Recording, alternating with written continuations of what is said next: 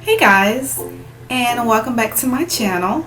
So today I wanted to talk about 10 things that are kind of unexpected costs that could really make you go over budget if you don't watch out for them.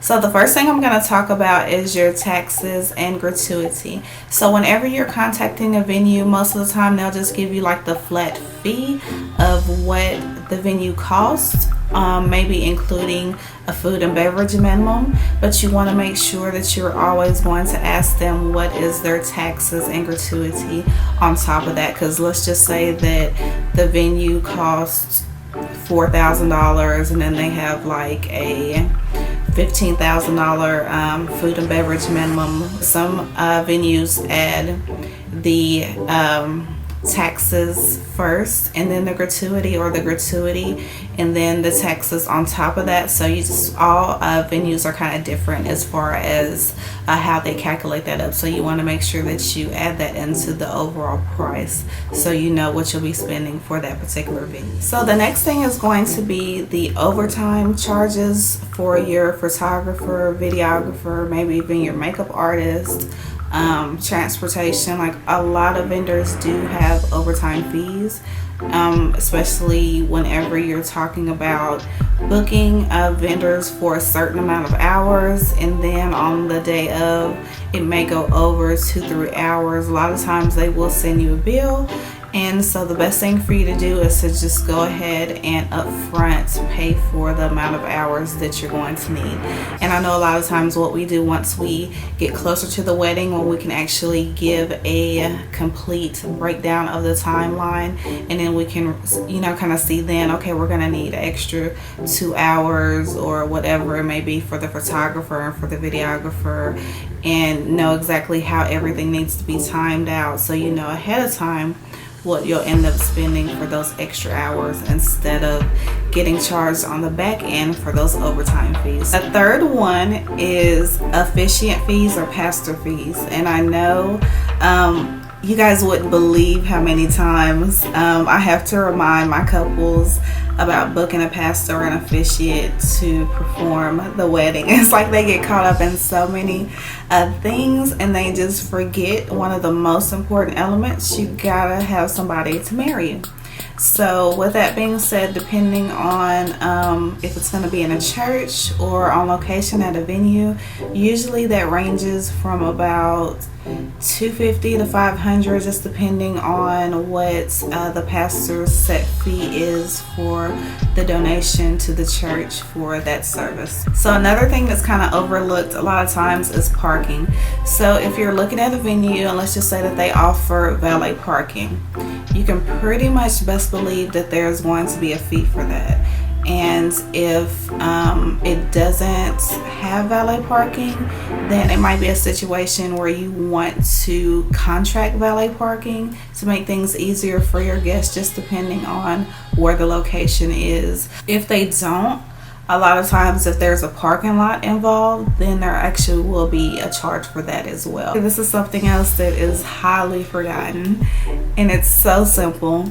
Your postage stamps. So you go and you spend all this time picking out the perfect invitations. It could even be, in a specific box, and just the most beautiful invitations, you definitely could ever imagine for your wedding. And then you're like, oh yeah, I gotta send these out. Yeah, you gotta send them out, and it does cost. So depending on the size of the invitation, depending on the weight of the invitation, you have to calculate all that. So when you're at your stationery and you're designing your invitations, make sure that you get a sample of one and take it to the post office to see how much it's going to cost, so you know by the time that they're ready how much it's going to cost for you to send all those out. Pretty much anything can be rented these days. So whatever you're going to go to the rental company, you want to make sure that you get an estimate of what the delivery and setup costs, and also for them to pick up and break down the things that you rent as well.